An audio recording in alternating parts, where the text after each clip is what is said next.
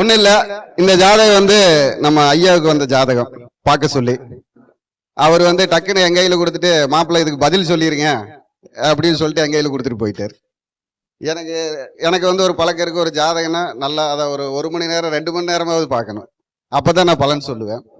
இவர் வேற அவங்களும் லைன்ல இருக்கிறாங்க, போனை கொடுத்துட்டு இதுக்கு பலன் சொல்லிருங்க மாப்பிள்ள அப்படின்ட்டு போயிட்டு, அப்ப இந்த ஜாதகத்தை நான் என் கைக்கு பலன் சொல்லிருங்கன்னு சொல்றப்ப 4-6 எப்படி பலன் சொல்லிருங்கன்னு சொல்றப்போ 4-6.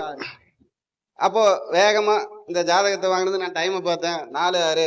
அப்போ காலச்சக்கரத்துல 4ல குரு தான் இருக்கிறாரு, அந்த குரு இப்ப மாந்தியோட இருக்கிறாரு, என்னம்மா திருமண பிரச்சனையான்னு கேட்டேன். உங்களுக்கு சுகம் கெட்டுருச்சு, சுகம்ங்கிற எல்லா விஷயம் உங்களுக்கு கெட்டிருக்கு, அதனால ஒரு வெறுப்புலையும் விரக்தியிலையும் இருக்கீங்க அப்படின்னு. இல்ல நான் டக்குன்னு எனக்கு வந்து இந்த நேரத்தை வச்சுட்டு 4-6 4ஆம் இடத்தை எடுத்துக்கிட்டேன். 6ஆம் இடங்கிறது அதில் உள்ள பாதிப்புன்னு அர்த்தம். அப்ப அந்த 4-6 இந்த 4ல எல்லாம் பாதிப்பு அனுபவிச்சிருக்காங்க, அதுதான் இந்த ஜாதகம் என் கைக்கு வந்திருக்கு அப்படின்னு கேட்டேன். அப்ப குரு போய் மாந்தியோடு இருக்காரு. இந்த குரு மாந்தியோடு இருக்கிறப்போ நம்ம என்ன கேட்டோம் அப்படின்னா, உங்களுக்கு வந்து உங்க குடும்பத்துல இப்ப இந்த ஜாதகருக்கும் சரி உங்க குடும்பத்திலையும் சரி எல்லாருக்கும் திருமணம் ரொம்ப லேட்டா நடந்துச்சுன்னு கேட்டேன். ஆமாங்க ஐயா, திருமணம் லேட்டா நடந்துச்சு. அப்போ இந்த குரு மாந்தி பாத்தீங்கன்னா திக்பல பெற்ற புதனோட போயிருக்காரு. இது 3ஆம் இடம் சூரியன் சகோதரஸ்தானம், 3ஆம் இடம் சூரியன் சகோதரஸ்தானம். அந்த இடத்துல சனி ராகுவும் கேதுவும் பாத்துக்கிறாங்க. இந்த சனி ராகு இருந்து செவ்வாய், அதாவது செவ்வாயை போல் கேதும்பாங்க, சனியை போல் ராகும்பாங்க. அப்ப இந்த ஜாதகர் வந்து ட்விங்ஸான்னு கேட்டேன். நீங்க என்கிட்ட கொடுத்த ஜாதகம் ட்விங்ஸான்னு கேட்டேன். ஆமாங்க, என் சிஸ்டருக்கு தான் பாக்குறேன், நாங்க 2 பேரும் ட்விங்ஸ் அப்படின்னாங்க. ட்விங்ஸ், அந்த ட்விங்ஸ்ன்னு எடுத்தது எப்படி அப்படிங்கிறதுக்கு விளக்க சொல்றேன். சனியை போல் ராகு, செவ்வாயை போல் கேது. அப்போ ஒருவர் கேட்ட ஒருவருக்கான பாதிப்பை கேட்கிறார், அவர் உடன் பிறந்தவரை கேட்கிறார். ஏன்னா சனி ராகுவும் கேதுவும் ஓர் உயிர், ஈருடல் ஓர் உயிர். அப்போ இது அதாவது ஓர் உயிர் ஈருடலா பிறந்திருக்கும் அப்படின்னு. அப்போ அது அவங்க சரின்ட்டாங்க, ஆமாங்க நாங்க ட்விங்ஸுங்க அப்படின்ட்டாங்க. ரைட்டு, இப்போ அவங்க வந்து இந்த குடும்பம் தவிப்புல தானே இருக்காங்க அப்படின்னு கேட்டேன். அப்ப இந்த மாந்தியோட போய் இருக்கிறதுனால அந்த இடம் வந்து பாத்தீங்கன்னா மாந்தி, நான் வந்து மாந்தி வந்து கொஞ்சம் பலமா வச்சு பாக்குறாள். அப்ப இந்த மாந்திங்கிறத வந்து நான் வந்து ஆண் தோஷமா எடுக்கிறேன், ஏன்னா இது ஆண் வீடு. அப்ப ஆண் பிரேத தோஷமாக நான் எடுக்கிறேன் லக்னத்துல இருக்கிறதுனால. அதனால இந்த குடும்பங்கிறது அவங்களுக்கு அமையாம தடுக்குது. குரு உச்சமாக இருந்தாலும் குடும்பம் அமையாம தடுக்குது. இதெல்லாம் நான் நட்சத்திரத்தை வைக்கல, இது என்னென்ன சாரத்துல இருக்குதுன்னு பார்க்கல, இதெல்லாம் எதுவுமே பார்க்கல. எப்படி இந்த கிரகத்தை வைத்து நாம் பதில் சொல்கிறோம். அதாவது எனக்கு கிடைச்ச இந்த 4-6 இதுதான் எனக்கு கிடைச்ச இப்ப ஆயுதம். இதை வச்சு இப்ப அவருடைய பிஏன்னு ஒருத்தர் கூட இருந்தாரு, அப்ப அவர் முன்னாடிதான் பேசணும். அப்ப என்னன்னு பாத்தீங்கன்னா இந்த குருவுடைய அமைப்பு அங்க ரொம்ப பாதிச்சிருக்குன்னு அர்த்தம். அதே மாதிரி இங்க ஆண் பிரேத தோஷம் இருக்கிறதுனால அப்ப அங்க ஆண் நிலைக்கிறது இல்லைன்னு அர்த்தம். அப்ப உங்க அப்பா இறந்துட்டாரான்னு கேட்டேன் ஃபர்ஸ்ட். ஆமா அப்பா இறந்துட்டாங்க அப்படின்னு. அப்போ இது 2 தன்மை உள்ளது, ஆணும் பெண்ணும் பெற்ற தன்மை உள்ளது. அப்ப இங்க சகோதரத்துவத்தோட போய் சேர்ந்திருக்குது புதன், சகோதரத்துவத்தோட போய் சேர்ந்திருக்குது புதன். அப்போ இது வந்து பெண் வீடு. அப்போ அந்த குரு, மூத்த குரு உச்சமா இருக்காரு. அப்போ உங்க முதல் சகோதரி ரொம்ப உடம்புக்கு முடியாம இருந்து இறந்துட்டாங்களான்னு கேட்டேன், துர்மரணப்பட்டாங்களான்னு கேட்டேன். ஏன்னா அப்ப அந்த இடத்துல பெண் தோஷமும் பாதிக்குது. ஆமாங்க அப்படின்னாங்க. கண்டிப்பா இந்த மாதிரி தாங்க, எங்க அக்கா வந்து 30 வயசுல உடம்புக்கு முடியாம இருந்து இறந்துட்டாங்க அப்படின்னாங்க. Right, okay. அப்ப மீண்டும் அந்த குருவோட காரகத்துவம் வந்து அங்க ஃபுல்லா பாதிப்பு அனுபவிக்குது உச்சமாக இருந்தாலும். அப்ப சரி, இதுல எல்லாருக்குமே திருமணம் லேட்டா தான் இருக்குது அப்படின்னா, ஆமாங்க இப்ப பாக்குற ஜாதகிக்கு நான் அது இல்லாம இந்த குரு பாதிப்பு இந்த மாந்தியை வச்சு ஆண் தோஷம் இருக்கு அப்படிங்கிறப்போ இப்போ 2 திருமணம் இவங்களுக்கு நடந்துருச்சான்னு கேட்டேன். அது எப்படி அப்படிங்கிறதுக்கு நம்ம சொல்லணும்ல. அப்போ இந்த புதன் லக்னாதிபதி, இந்த 7ஆம் அதிபதி குரு, இந்த பாதகாதிபதி போய் 2ல இருக்கிறார். எப்படி பாதகாதிபதி போய் 2ல இருக்கு. அப்ப 2 திருமணம் பாதிப்பு தரணும்.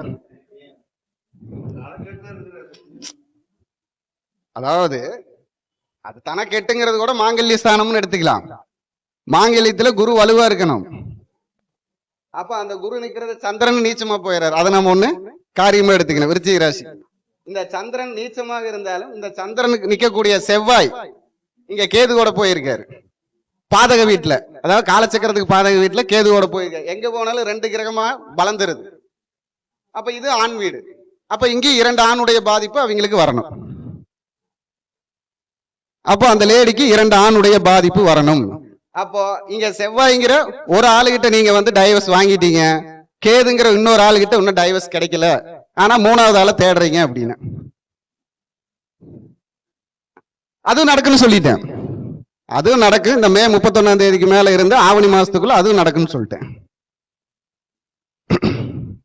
அது நடக்கும். நீங்க ஒன்னும் பிரச்சனை இல்லை. இத பண்ணுங்க. பண்ணினாலும் உங்களுக்கு வந்து நாக்கு வாக்கையும் கட்டுப்படுத்தினா தான் நிலைப்பீங்க அப்படின்ட்டேன். எப்படி? நாக்கையும் வாக்கையும் கட்டுப்படுத்தணும். ஏன்னா உங்களுக்கு நீங்க ஒவ்வொரு புருஷனையும் பிரிஞ்சது பெரிய பெரிய விஷயத்துக்காக இருக்காது. எனக்கு சாப்பாடு வாங்கிட்டு வந்தல, அரிசி வாங்கிட்டு வந்தல, பருப்பு வாங்கிட்டு வந்தல, என்ன சினிமாவுக்கு கூட்டிட்டு போகல, இந்த மாதிரி பிரச்சனையில தான் இருக்கு அப்படின்னு. இதுதான் உங்களுக்கு பிரச்சனை. ஆமாங்க, பெரிய பிரச்சனை எல்லாம் இல்லைங்க, சின்ன சின்ன பிரச்சனைக்கு தான் சண்டை கேட்டி எனக்கு கொஞ்சம் விருச்சிக ராசிக்கிறதுனால கோபம் அதிகமா வந்துருச்சுனால அவங்க என்கிட்ட கேட்கறாங்க. அப்போ நடந்துரும். அதே மாதிரி இங்க வந்து மீண்டும் 4ஆம் இடத்துல குரு இருக்காரு காலச்சக்கரத்துக்கு. அதே 8ஆம் இடத்துல சந்திரன் நீச்சமாயிடுறாரு. அப்போ உங்க தாய் வந்து வெரிகோஸ் பெயின்ல இருக்காங்களா, நடக்க முடியாம இருக்காங்களான்னு கேட்டேன். ஆமாங்க, வீட்டுல இருக்காங்க அப்படின்னு. அப்போ இந்த 3ஆம் அதிபதி, இந்த 3ஆம் அதிபதி சூரியன் போயிட்டு புதனோட இருக்கிறாரு. புதன் இரட்டைத்தன்மை கொண்டவர்.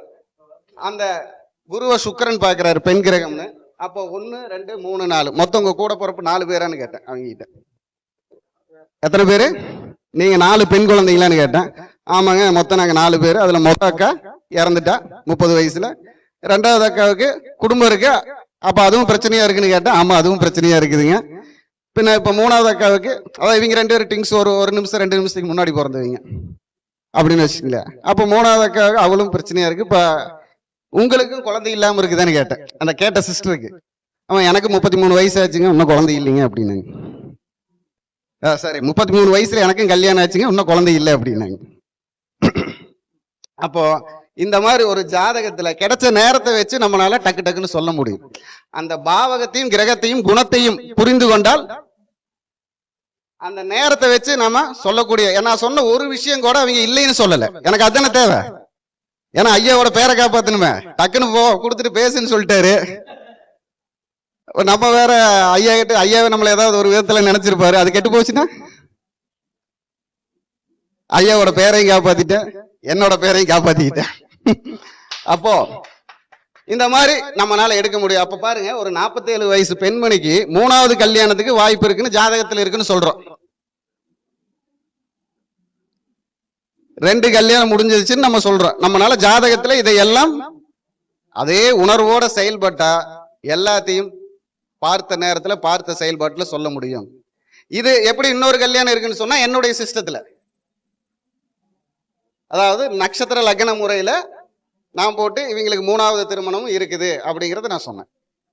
அது இந்த டைம்ல நடக்கும் அப்படிங்கிறது இந்த 3 மாச டைம்ல கண்டிப்பா நடக்கும். இல்லைங்க இப்ப அதுக்கு தகுந்த வசதி இல்லைங்க, அதெல்லாம் நடந்துருங்க அப்படின்னு. இது வரைக்கும் வசதியோட நீங்க கல்யாணம் நடத்தல, வரதை தானே நடத்துனீங்க, அதே மாதிரி இது வந்து நடக்கும் அப்படின்னு. அப்போ அந்த மாதிரி செயல்பாடு. அப்போ இவங்க சில விஷயமெல்லாம் கேட்டாங்க, இந்த தோஷத்துக்கு பரிகாரம் அப்படின்னு கேட்டாங்க. நான் சொன்னேன், இதெல்லாம் உங்க வீட்டுல இருக்கு. இப்ப நீங்க கோயில் குளத்துக்கு போறதெல்லாம் எப்படின்னு பாத்தீங்கன்னா, பேராசிட்டமால் மாத்திரை சாப்பிடுற மாதிரி இருக்கும். அவ்வளவுதான் பலன் செய்யும். நீங்க ஃபர்ஸ்ட் உங்களை சுத்தம் பண்ணணும், உங்க வீட்டை சுத்தம் பண்ணணும், அதுக்கப்புறம் தான் தெய்வத்துக்கிட்ட பலம் வாங்க முடியும். அதுக்கு உண்டான முயற்சி என்னன்னு நீங்க ஃபர்ஸ்ட் ஒரு ஜாதகம் வந்ததுக்கு அப்புறம் நீங்க சொல்லுங்க, அப்புறம் பரிகாரம் எல்லாம் பண்ணிக்கலாம் அப்படின்னு. அப்போ இந்த பெண்ணுடைய பிரச்சனையே எங்க இருக்குது? இந்த குரு உச்சமான அந்த வாக்குலையும் நாக்குலையும் தான் இருக்குது. அதை கட்டுப்படுத்தினா அவங்க வாழலாம் அப்படின்னு சொல்லியாச்சு. இல்லைன்னா இதை விட்டு வந்துருவீங்க அப்படின்ட்டு.